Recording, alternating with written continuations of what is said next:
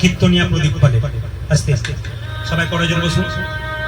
সবার কাছে নিবেদন, আপনারা সংসারে অশান্তি হলে আত্মহত্যা করবেন না। দাদা ভাইরা, কম বয়সের ভাইরা যারা আছেন, মায়েরা যারা আছেন, অশান্তি বাড়িতে হলে আত্মহত্যা করবেন না।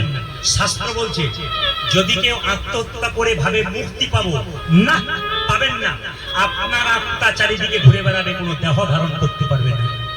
যদি আপনার মনে কোনো দুঃখ থাকে, জ্বালা থাকে, আপনি দু জায়গাতে বলবেন, প্রশ্ন করবেন কোথায় কোথায়, একটি গুরু চরণে, একটি গোবিন্দ চরণে।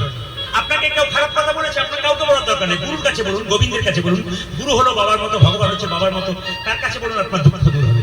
কিন্তু আপনি কোনোদিন আত্মহত্যা করে দেবেন না। তাই কি বলুন তো, আত্মহত্যা করা মহাপাপ।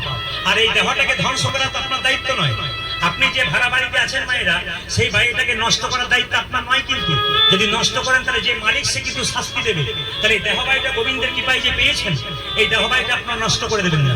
শাস্ত্র বলছে কেউ যদি আত্মহত্যা করে তবে তার সাধ্য কাজ করা উচিত নয়। কেন? সে গোটা সংসারের সঙ্গে বেঈমানি করেছে, সে পূর্বজন্মে বিরাট পাপ করেছিল বলে আত্মহত্যা করেছে। আত্মহত্যা সবাই করে না। শাস্ত্র বলছে পূর্বজন্মে বিরাট পাপ থাকে যার, একমাত্র সে আত্মহত্যা করে, বাকি কেউ করে না। কিন্তু এই জন্য আত্মহত্যা করলে শাস্ত্র বলছে তার সাধ্য কাজ পর্যন্ত করবে না। কেন?